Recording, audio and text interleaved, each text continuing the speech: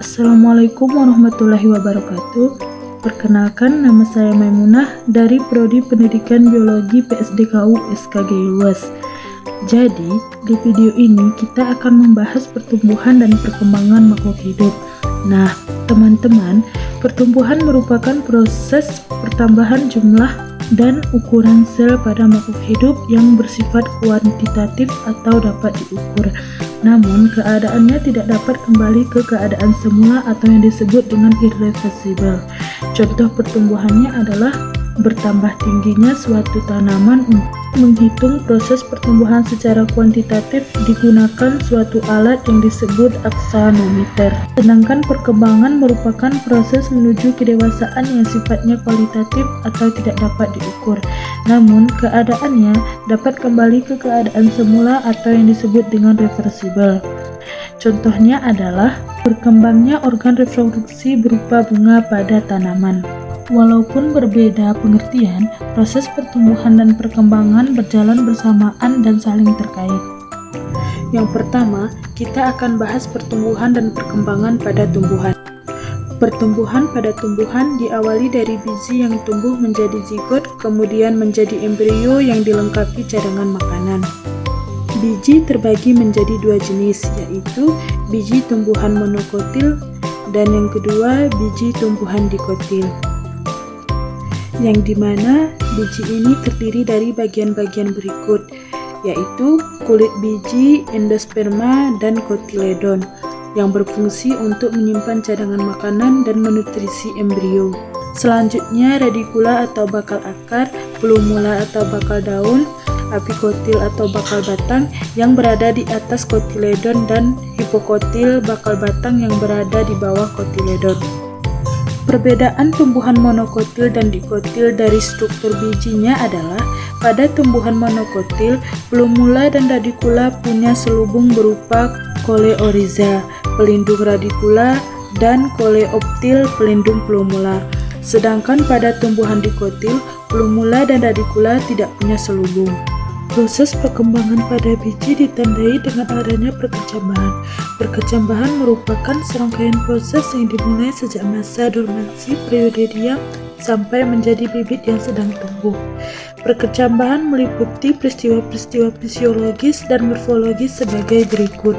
Yang pertama, ambibisi dan absorpsi merupakan proses penyerapan air oleh biji sampai setiap sel cukup terisi. Yang kedua, hidrasi jaringan, yaitu proses penyerapan dan penyimpanan air di dalam jaringan tumbuhan. Yang ketiga, absorpsi oksigen, yaitu proses penyerapan oksigen. Yang keempat, pengaktifan enzim dan pencernaan, yaitu masuknya air pada biji yang mengaktifkan enzim dan memungkinkan cadangan makanan dihidrolisis menjadi larutan. Yang kelima, transfer molekul.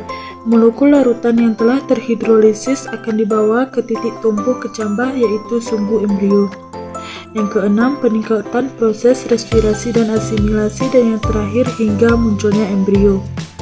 Perkecambahan biji dibedakan menjadi dua tipe, yaitu epigeal dan hipogeal.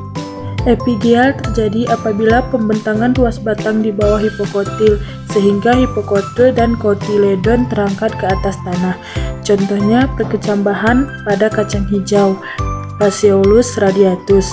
Sedangkan hipogeal apabila terjadi pembentangan ruas batang ke atas, sehingga daun lembaga epikotil terangkat ke atas tanah, tetapi kotiledonnya tetap berada di dalam tanah. Misalnya perkecambahan kacang kapri, Phisum sativum. Proses perkecambahan yang bisa diamati adalah munculnya platula atau tanaman kecil dari dalam biji sebagai hasil pertumbuhan dan perkembangan embrio.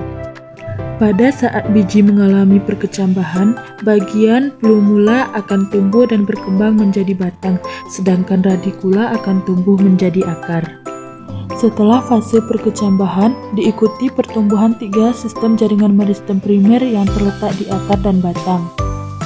Tiga sistem jaringan meristem yang terbentuk adalah ada protoderm, yaitu lapisan terluar yang akan membentuk jaringan epidermis. Selanjutnya meristem dasar yang akan berkembang menjadi jaringan dasar yang mengisi lapisan korteks pada akar. Dan yang terakhir prokambium, yaitu lapisan dalam yang akan berkembang menjadi silinder pusat, yaitu xilem dan floem. Pertumbuhan yang terjadi pada tumbuhan dapat dibedakan menjadi dua, yaitu pertumbuhan primer dan pertumbuhan sekunder. Pertumbuhan primer terjadi sebagai hasil pembelahan sel pada jaringan meristem primer yang terdapat di ujung akar dan di ujung batang. Adanya jaringan meristem primer pada ujung akar dan ujung batang ini memungkinkan tumbuhan tumbuh lebih tinggi atau lebih panjang. Pertumbuhan sekunder terjadi sebagai hasil aktivitas jaringan meristem sekunder yang terdapat pada tumbuhan dikotil berupa kambium dan kambium gabus. Adanya pertumbuhan sekunder memungkinkan bertumbuh besarnya organ-organ tumbuh-tumbuhan. Jadi, kita bisa membedakan pertumbuhan primer dan sekunder sebagai berikut, yaitu perubahan bentuk yang terjadi pada pertumbuhan primer terlihat dari ukuran tanaman batang yang memanjang dan adanya pelengkap batang, sedangkan pertumbuhan sekunder terlihat dari diameter batang yang membesar. Jaringan yang berperan dalam pertumbuhan primer adalah jaringan meristem apikal dan interkalar, sedangkan pertumbuhan sekunder terjadi karena peran dari jaringan meristem lateral. Selanjutnya, pertumbuhan primer menghasilkan pertumbuhan longitudinal, sedangkan pada pertumbuhan sekunder menghasilkan pertumbuhan radial. Selanjutnya, pertumbuhan primer sudah terjadi sejak awal tumbuhan ada, sedangkan pertumbuhan sekunder terjadi mengikuti pertumbuhan primer. Pertumbuhan primer terjadi pada ujung akar dan ujung batang, sedangkan pertumbuhan sekunder terjadi pada kambium dan kambium gabus. Tumbuhan yang mengalami pertumbuhan primer adalah semua jenis tumbuhan, sedangkan pertumbuhan sekunder hanya dialami oleh tumbuhan yang memiliki akar dan batang berkambium. Dan pengembangan yang terjadi pada pertumbuhan primer adalah epidermis, korteks, dan jaringan vaskular primer yang dikembangkan selama pertumbuhan primer. Sedangkan jaringan yang berkembang pada pertumbuhan sekunder adalah jaringan periderm, floem sekunder, xilem sekunder, lentisel, dan kulit kayu yang dikembangkan selama pertumbuhan sekunder. Sampai di sini teman-teman bisa paham ya. Selanjutnya kita akan membahas pertumbuhan pada organ tumbuhan terdiri dari pertumbuhan akar, batang, dan bunga. Yang pertama, pertumbuhan primer pada akar. Pada akar terdapat 3 daerah pertumbuhan berdasarkan kecepatan pertumbuhannya, yaitu daerah pembelahan sel, daerah pemanjangan sel, dan daerah diferensiasi sel-sel. Daerah pembelahan sel merupakan daerah dengan frekuensi pembelahan sel tertinggi. Daerah ini terletak di bagian belakang ujung akar, meliputi tudung akar dan daerah-daerah meristem. Tudung akar terdapat di bagian akar paling ujung. Tudung akar berfungsi untuk mensekreasikan cairan polisakarida dan melindungi daerah meristem akar. Cairan polisakarida berguna untuk melumasi tanah di sekitar titik pertumbuhan akar sehingga tanah menjadi lunak dan mudah ditembus oleh akar. Daerah meristem terletak di belakang tudung akar. Daerah ini meliputi meristem apikal dan derivatnya. Meristem apikal adalah daerah pada akar yang menghasilkan sel-sel meristem primer yang berfungsi untuk menggantikan sel-sel yang tanggal pada tudung akar. Selanjutnya, daerah pemanjangan sel merupakan daerah yang tersusun atas sel-sel yang memiliki kemampuan untuk membesar dan memanjang. Sel-sel yang terletak di daerah pemanjangan ini juga berfungsi untuk menyimpan makanan, sehingga sel-sel ini lebih tahan dibanding sel di daerah lain. Daerah pemanjangan sel terletak di belakang daerah pembelahan sel. Selanjutnya, daerah diferensiasi sel merupakan daerah tempat terjadinya pematangan sel. Daerah ini terletak di bagian akhir akar. Pada daerah diferensiasi sel-sel, daerah pemanjangan mulai terspesialisasi struktur dan fungsinya. Epidermis pada daerah ini sudah terdiferensiasi dan tumbuh menjadi bulu-bulu akar, xilem, dan floem. Selanjutnya, pertumbuhan primer pada batang. Pertumbuhan dan perkembangan primer pada batang meliputi daerah meristematik, daerah pemanjangan, dan daerah diferensiasi. Daerah meristematik batang terdiri dari tunas daun dan meristem apikal. Daerah pemanjangan disusun oleh prokambium, dan pada daerah diferensiasi terdapat epidermis, korteks, empulur, xilem primer, dan floem primer. Meristem apikal pada batang dibentuk oleh sel-sel yang senantiasa membelah pada ujung tunas yang biasa disebut kuncup. Di dalam kuncup ruas batang atau internodus dan tonjolan daun kecil atau primordia memiliki jarak sangat pendek. Karena jarak antar ruasnya juga pendek, pertumbuhan pembelahan dan pemanjangan sel terjadi di dalam internodus. Pada umumnya pemanjangan batang dikotil terjadi melalui pertumbuhan internodus yang lebih tua di bawah ujung batang. Selanjutnya pertumbuhan sekunder pada batang. Pertumbuhan ini dijumpai pada tumbuhan dikotil yang menyebabkan membesarnya ukuran diameter tumbuhan karena adanya kambium. Kambium pada batang dibedakan menjadi dua, yaitu yang pertama ada kambium vaskuler, merupakan kambium yang terdapat di dalam ikatan pembuluh berfungsi membentuk xilem ke arah dalam dan phloem ke arah luar.